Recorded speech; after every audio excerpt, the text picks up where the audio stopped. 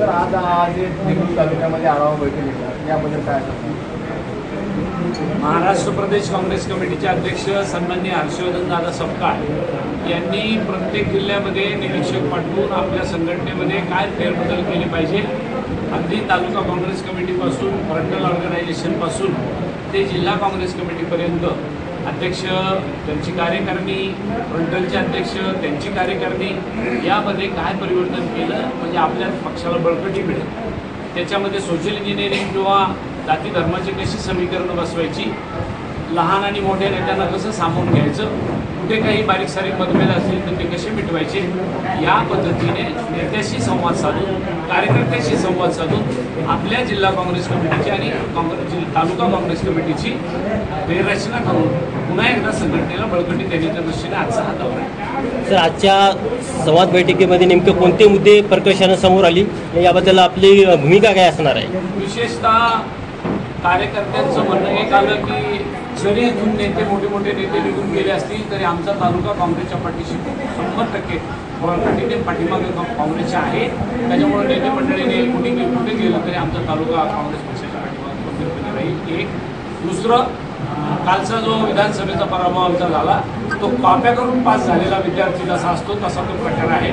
त्यामुळे इथं आम्ही पराभूत झालेलो नाही खऱ्या अर्थाने, परंतु मशीनमधले घोटाळे किंबहुना सरकारच्या तिजोरीतून पैसे खर्च करून मतं विकत घेण्याचा प्रकार लाडक्या बहिणीच्या नावाखाली असे जे उद्योग केले गेले त्याच्यामुळं विधानसभेचा निकाल आमचा उलटा लागला किंबहुना आमच्या बाजूने लागू शकला नाही.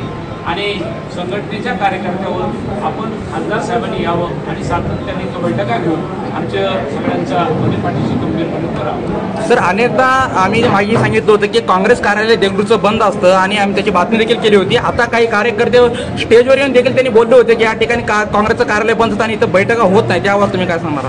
कसं आहे, इतक्या दिवस कार्यालय नव्हतं त्यावेळेला आपण म्हणतो कार्यालय नाही. आता कार्यालय झालं तर कार्यकर्ते आले पाहिजेत, बैठका घेतल्या पाहिजे. प्रत्येक वेळेचे प्रश्न, प्रत्येक वेळेचे उत्तरं वेगळे असतात. त्याच्यामुळं याच्यानंतर आता कार्यालयाची एवढी रंगमोठी साफसफाई आणि नीट नेटकं केलं आहे. तालुका अध्यक्ष इथं बसताय, त्याच्यामुळे आता इथून पुढच्या काळात कार्यकर्ते येतील आणि खासदार, आमदार, माझ्यासारखा आलेला निरीक्षक हा कार्यालयाला 100% भेट देऊन जाईल. सर, आपण नवीन कार्यकर्त्यांची नियुक्ती करणार आहोत का जुनेच कार्यकर्त्यांची नियुक्ती राहणार आहे?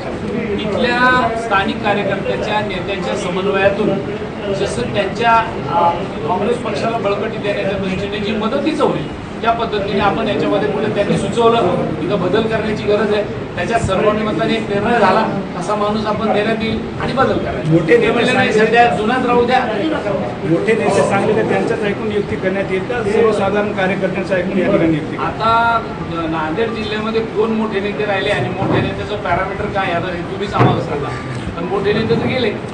पण सर आता ज्या तालुक्यातल्या मी तालुक्यावर आलोय, मी आपला समन्वय साधायला जिल्ह्यात बसून निर्णय नाही करू लागलो, इथं आलोय आणि माझा दुसरा दौरा पुन्हा तालुका काँग्रेस कमिटीशी समन्वय साधायचा राहणार आहे. त्याच्यामुळे तालुक्यातल्या नेतृत्वाला न्याय मिळावा, तालुक्यातल्या नेतृत्वाचं गाराणं म्हणणं ऐकून घ्यावं आणि त्याच्यानंतर संघटन बांधावं, ही आमची मोठी. सुशिक्षित, वेल एज्युकेटेड काही तुमच्या याच्यामध्ये मोठे कार्यकर्ते त्यांना सुद्धा पदावर घेणार का? घेऊ ना, निश्चितपणाने का घेणार नाही, निश्चितपणाने. सर, शेवटचा प्रश्न याच्यामध्ये एक आहे की सर, जिल्हा अध्यक्ष बदली आणि काही पाहुण्यांनाच या ठिकाणी मोठे मोठे पदे दिले जातात, म्हणजे सामान्य जे कार्यकर्ता आहे त्याला कुठे त्याची दखल घेतली जात नाही असं एकूण कार्यकर्त्यामध्ये चर्चा, याबद्दल तुम्ही काय सांगाल? कोण पाहुणा कोणाचा आहे या रेशीम गाठीवर बांधल्या जातात असं म्हणत होते. कोणी ना कोणी कोणाचा ना कोणाचा पाहुणा असतो. म्हणून याला पद देऊ नका, तो त्याचा पाहुणा आहे, त्याला पद देऊ नका, हा याचा पाहुणा आहे, असं करण्यापेक्षा त्या माणसाची काय क्षमता आहे, तो जिल्हा काँग्रेसचा अध्यक्षपद चालू शकतो का, किती जिल्ह्यामधल्या प्रभावी नेत्यापैकी त्याचं 1 नंबर 2 नंबर 3 नंबरवर नाव आहे, याचे काही पॅरामीटर असतात. पाहुणा रावळा हे तक्रार करण्यासाठी वापरलेले अस्त्र असतात, हे राजकारणामध्ये नवीन नाही. काँग्रेस पक्ष नेहमी शेतकऱ्याच्या पाठीमागे भारतीय जनता पार्टी तर याबद्दल जे काँग्रेसनं नेहमी आवाज उठवायचा शेतकऱ्याबद्दल कर्जमाफी, अशा या काळामध्ये शेतकऱ्याच्या बाजूने कोणीच बोलत नाही. त्याबद्दल काय असतं की या सरकारला किमान वर्षभर झालं आणि मग आम्ही मोर्चे काढायला लागलो, तो गोष्ट वेगळी आहे. 100 दिवस झाले, आपण जर उद्यापासून मोर्चे काढायला लागलो, ते म्हणतील आमची सत्ता येऊन 3 महिने नाही झाले आणि लगेच मोर्चे काढायला लागले, म्हणून आम्ही थोडे शांत आहोत. आता त्यांच्यामध्ये वाद आहे. एक जण म्हणतो की आम्ही कर्जमाफीची घोषणाच केली नाही, एक जण म्हणतो आम्ही केली होती. अजितदादा तर म्हणतात माझ्या तिजोरीत पैसेच नाही, मी तर घोषणाच केली नाही. म्हणजे सांगायचं तात्पर्य मला हे की यांचा नाकर्तेपणा सिद्ध झालेला आहे, यांच्यामध्ये भांडणं सुरू झालेली आहे, यांचं अपयश डोळ्यासमोर दिसतंय आपल्याला. बेरोजगारी मोठ्या प्रमाणात, शेतकऱ्याच्या शेतीमालाला भाव नाहीये, दुधाला भाव नाही, सोयाबीनला भाव नाही, कापूस खरेदी CCI करायला तयार नाही. अशा सगळ्या परिस्थितीवर विचार केला असता हे सरकार फेल ठरलेलं आहे आणि म्हणून हे फेल ठरलं म्हणून त्याच्यावर पांघरून घालावं.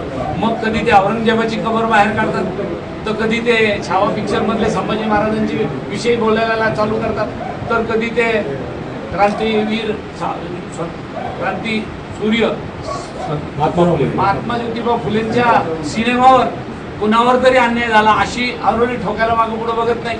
म्हणजे थोडक्यात काय, एकदा ते धनंजय मुंडेमुळं त्यांचं सरकार बदनाम झालं, याच्यावर विरजन टाकायचं होतं की काय, म्हणून हे सगळे औरंगजेबाची कबर बाहेर काढली का, हा धंदा आहे या लोकांचा. सर प्रामुख्याने आपण माजी मंत्री दानवे यांना पराभूत करत विजयपथ राखलेलं आहे.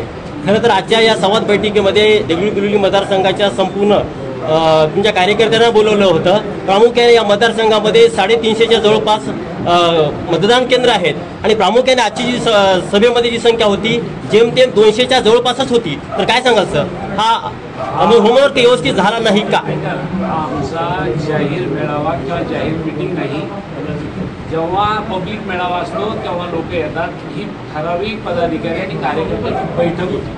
बैठकीला किती लोक यावे, जाहीर सभेला किती लोक यावे, या अजून एक चर्चा देखील होती सर. बॅनरवरती निवर्ते कांबळे यांचा फोटो होता असेल देखील चर्चा देगलूरमध्ये सुद्धा गाजली होती. 2-3 दिवसापासून बॅनरवर बघत होते आणि त्याच्याबद्दल काय सांगाल? काय कार्यकर्ते नाराज? बॅनर पाहिलं त्याच्यावर निवृत्ती कांबळेचा फोटो आहे, त्याच्यामुळे त्याच्या अगोदर त्याच्या